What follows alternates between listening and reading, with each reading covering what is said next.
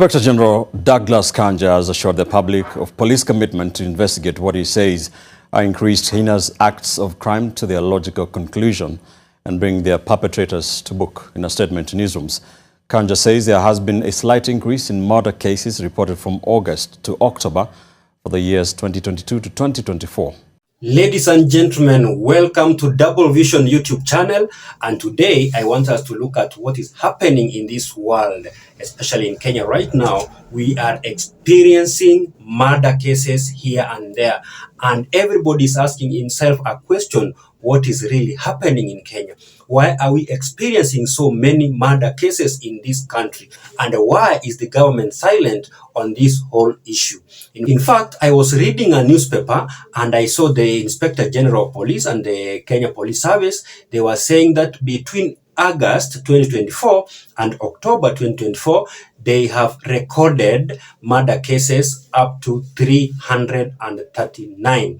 Yani, watu ambao wamepoteza maisha kufikia sasa hivi kutoka mwezi wa 8 hadi sasa hivi ni 339 people.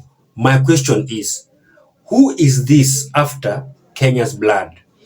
Why are we experiencing so many people dying? Why are we experiencing blood flow in the country of Kenya since this regime came to power? Before we continue, ladies and gentlemen, I want to play for you clips from different media houses, the leading media houses in this country, whereby they are covering this whole issue of murder cases experienced here and there. And let me tell you that these murder cases did not start today, but they have just increased.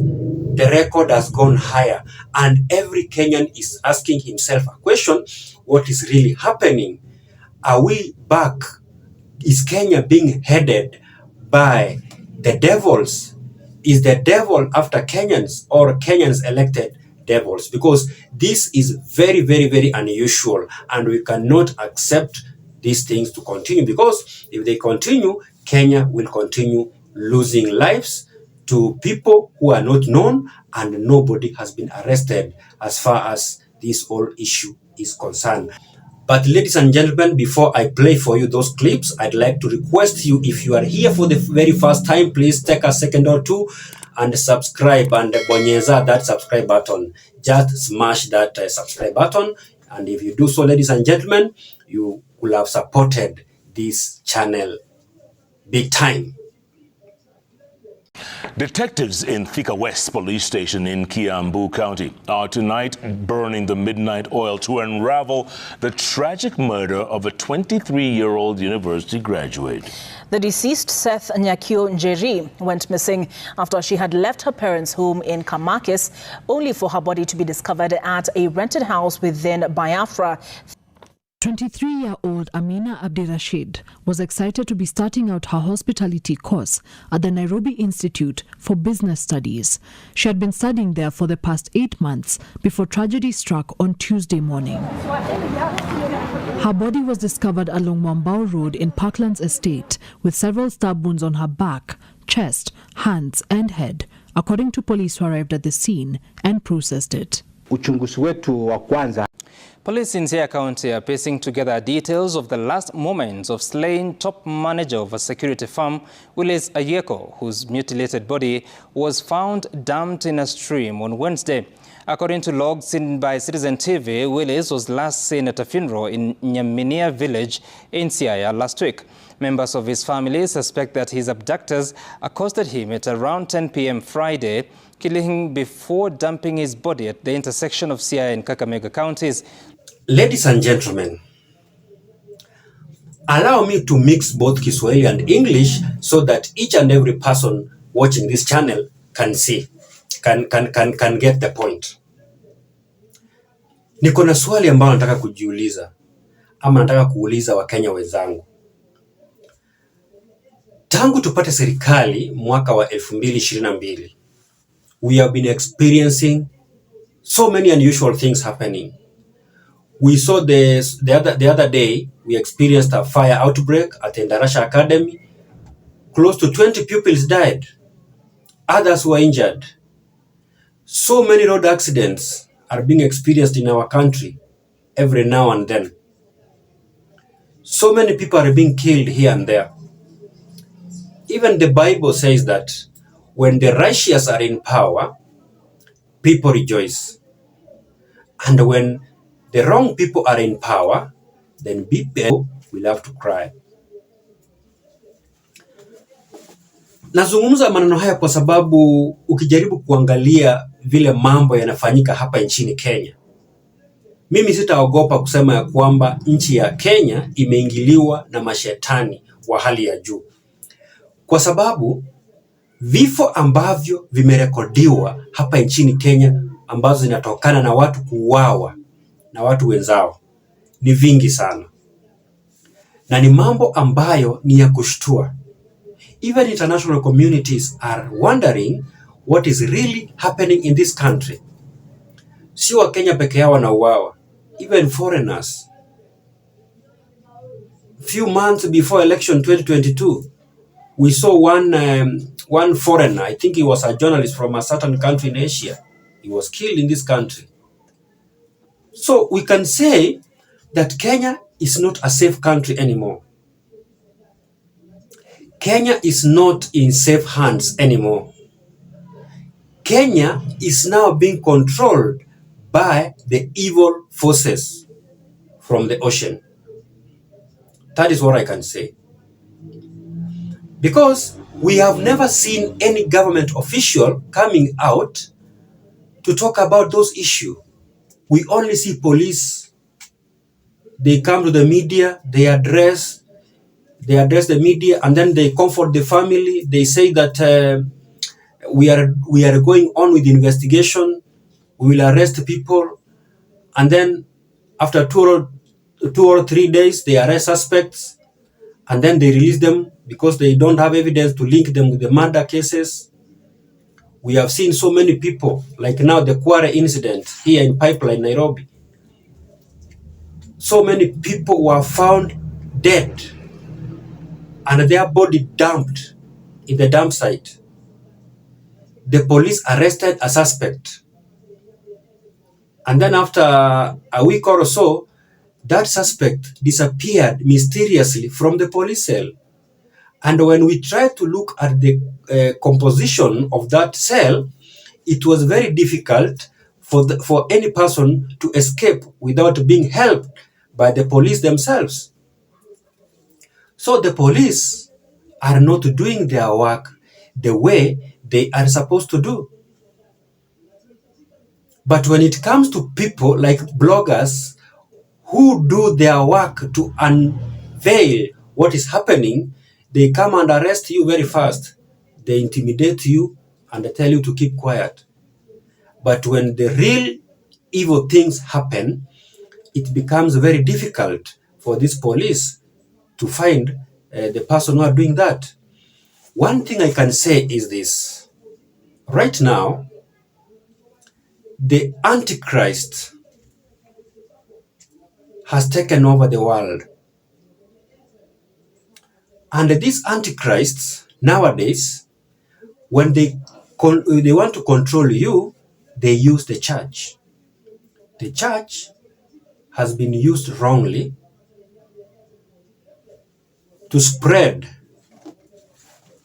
wrong information about the gospel. That is the truth. Even when this government came to power, they used the church. They were preaching the gospel of God. They were running from one church to another. And those pastors came out in public and told the people that we have done our homework, we have prayed, and God has showed us that the person who will be the president of Kenya is William Samoei Arap Ruto. And then after that, ladies and gentlemen, they have realized that they lied to Kenyans. And now they're distancing themselves from the same person they installed into power. The same person they forced down the throats of Kenyans. That is why I'm telling you, ladies and gentlemen, that this country, this government is in the hands of the devil. Lucifer has taken over this country. That is why we are experiencing murder here and there, young ladies being killed, young people being killed, and mind you, most of these people who are being killed, nothing is stolen from them. That one alone is a red flag, and that one alone should tell you that something fishy is happening in this country. And some dark forces are after Kenyan lives. My question is, how many liters of blood do you want from Kenyans? Why are we experiencing people being killed here and there in our country, Kenya, yet the government is quiet? Why are you not arresting people who are killing other people? And if your head is working properly, why will you kill another person for no good reason? Even if you have a reason, why will you kill another human being? Remember the commandments of God displayed by Moses. Among the commandments, we are told, don't kill, don't steal. Those are among the 10 commandments that Moses gave the people of Israel.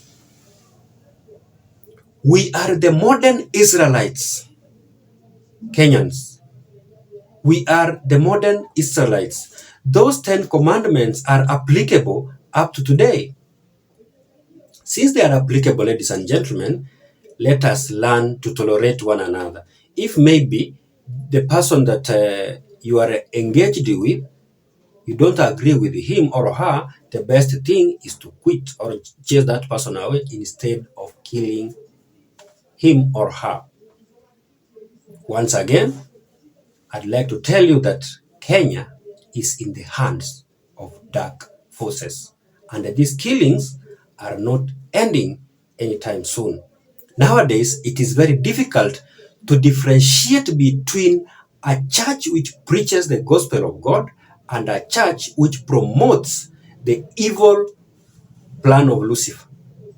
It is very difficult because all of them are using the Bible. All of them, their bottom line is one: preaching the gospel of God so that people can get saved and go to heaven. But in the real sense, that is not the case. We do watch movies about how these things happen. Most of those movies are made out of experience. We see how people, especially church leaders, go to the witch doctors to get powers to attract more people to their churches. Mainly because they want to make money from those churches. If a person calling himself a man of God can go to Nigeria or Tanzania to get evil powers to preach the gospel so that they can get so many people to their churches, then we are headed to the wrong direction. And this one goes across the entire world, not Kenya alone, because when we talk about this thing, church being used like a tool to spread the Antichrist issues here and there, we can comfortably say that this one is happening across the world. And then, ladies and gentlemen, I'd like also to tell you that the only way to get out of this is to pray hard to God to help us. My advice to Kenyans, my advice to anybody here in Kenya: don't accept free gifts, especially from politicians. Don't accept free sponsorship from people you don't know, especially some churches, especially those churches whose history is not well known. Those churches which are very, very, very rich, but you cannot tell where they got their wealth from. I know this one is going to be a bitter pill to many churches, but the reality is some of the churches, if not most of the churches, are now controlled by the devil himself. And the first thing they do when you go to their church, brainwash you. They brainwash you until you cannot be able to see the right and the wrong. The only right that you see when you are in that church is what the church leader tells you. If the church leader tells you to go and sell everything and bring money to him, you will do that because you have been brainwashed and you cannot see beyond where you are seated. That is the reality. So many churches in these countries are now being controlled by the devil himself. That is the reality. Look at the way of life of those church owners, the pastors, the bishops. Look at the way they dress. Look at the vehicles they drive. Look at the kind of houses they live in. Very expensive life. But when you look at the Bible, but when you reflect on the life of Jesus Christ, Jesus was living a simple life. Jesus used to travel by foot or by use of a donkey. If Jesus wanted to fly those days, he could have flown so easily because he was a son of God. The powers that God has, Jesus had the same powers, but he lowered himself. He came all the way from heaven to this world so that he can mingle with us, he can preach the gospel, and then he went back to his Father in heaven with nothing. He didn't carry anything. He didn't carry even any piece of gold. And remember, during those days, gold was there, and the gold was the most valuable price that people used to trade with. Jesus never lived in an expensive mansion. Jesus lived with his 12 disciples. So, the greatest undoing these days is the church. The church has misled so many people. Some of the churches are very good and they preach the true gospel of the Lord, but they are very few. And it is very difficult to know which churches are those. But the majority are leading people to hell. I know pastors will not agree with me, especially those ones who have opened their own churches with the pictures of themselves and their wives outside the church, with the specific role of making money using people by brainwashing them. So a church nowadays is like a supermarket. I'm addressing those churches, especially those ones which are owned by individuals. Yani, ile mwenyewe akiamua kufunga, atafunga na hakuna kitu mtamfanyia. For example, let me ask you, SDA church. Nobody can close that church. It does not belong to anybody. Catholic the same. It does not belong to anybody. It has rules. It has hierarchy of leadership. They can transfer a pastor. They can transfer a bishop. They can transfer anybody. And if maybe you feel like this bishop is not good here, you can transfer them. But there are churches, the bishop is the law, is the owner, is the CEO, is the founder, is the treasurer, is the, yani, yeye ndiye kila kitu. He owns everything. Such kind of churches, majority of them are money-oriented. Look at even their sermons. They don't even read the Bible. They don't even go deep inside the Bible. They just read one verse, and then they make noise for the rest of their sermon, and then they preach more on offerings. And where does that money go? The account of the church. And who is the church? The owner, the family business. So, our country, Kenya, right now, we are experiencing so many murder cases. So many people are losing lives. So many people are being killed by their colleagues because they don't know what they are doing. They have been misled by the Lord of evil. The Lord of evil is Satan. And the Satan has captured the church. Ladies and gentlemen, thank you very much for listening to me. I am Don Rogers.